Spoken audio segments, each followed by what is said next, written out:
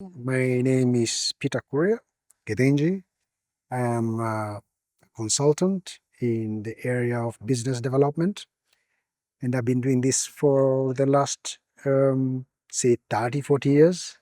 So, besides that, I have worked in different countries, in Asia, in Europe, in Africa, different countries across Africa.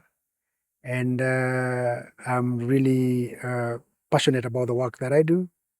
And I believe that there's still a lot to be done in my area, and that's why I still keep pushing on, because I believe that there's still a lot of support that is needed by young and upcoming business persons or entrepreneurs. I work as a consultant within the AU in the sense as I troubleshoot, but specifically at the moment, I've been supporting the African women in processing for quite a while, start right from the beginning. And I've also been supporting AU from the other dimension of industrial development, but focused on the role of special economic zones in supporting the growth of small medium enterprises. WIP is a conceptual framework of focusing on African women in processing, and the African women in processing is very deliberate because if you look at the space of support for women, there's always been support, say, production, trading, but there's never been an effort that is really focused on women who are processing. And some people will talk of value add, but for this, we are very particular, is that the people who are eligible to be part of the WIP are those who have shown that they've taken a product from the initial raw state, converted it to another state, which is of higher value than what it was before, with multiple benefits, which are basically maybe creating more employment, mitigating food loss or post-harvest loss, or creating opportunities for others to be engaged or employed. AWIP has been in existence for at least 3 years. And of course, the start did not happen simply because it was called a whip, in the sense that this is more or less like leveraging on what women have actually naturally done. They do process, they do produce maybe things at a very household level and find ways of putting it in the market. But for the conceptualization into this framework where you are deliberate in organizing, it happened 3 years ago, and it was the first meeting actually happened in Niger. That's when we had the first summit of women in processing within the umbrella of the Africa Industrialization Week, because the processing we are talking about is making women become a bigger player in the area of industrialization, but through manufacturing and processing. WIP is open. It goes to all the sectors where women are engaged, and it's basically all sectors. So you find that they'll be in food processing, they will be in art, culture, they will be in artisanal mining, they will be in any sector.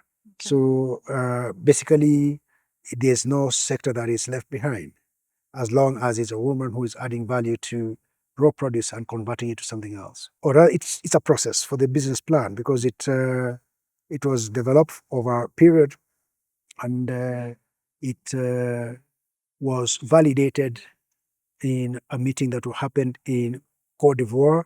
Since then, it's become sort of a tool that guides the women who are in processing to become sort of to know the roadmap on what we would wish them to see, which is, for example, helping them improve on their standards, explore markets, improve on quality, if it's branding, if it's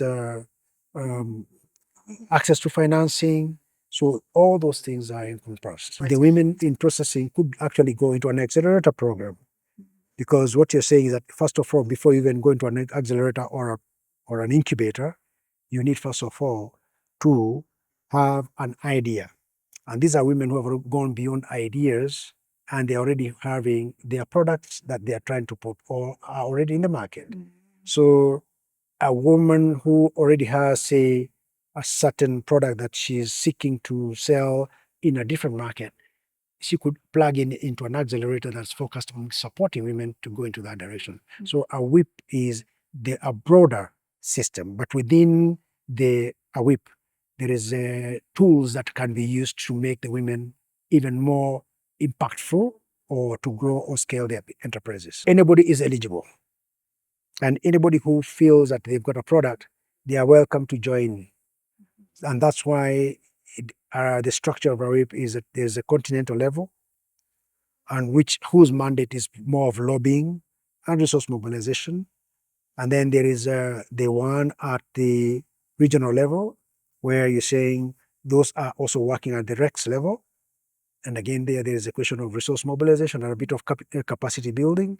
Even at the higher level, there's also a bit of capacity building, but more towards policy lobby. At the country level, there's the country chapters, which then do execute.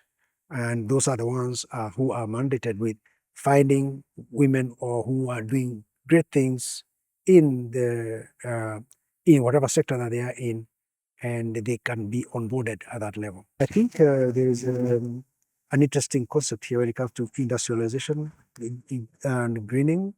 There is because majority of these women anyway are already green. But the question is, how does somebody recognize them to be green, or how do you brand them? And that's a different concept altogether. So if it's about using energy, again, you cannot force them to use solar and they don't have access to solar. So there's a lot of things that need to be done to make them green. But technically, from a very basic level of industrial growth, they are operating at a green scale. Covered it all. I believe that the agenda is very simple, that women must be at the center of change, and this change can only be driven when you put their agenda in the middle of other agendas, whether it's government, whether it's industrial, whatever it is, they have to be there so that their voice and actions can be felt and multiplied.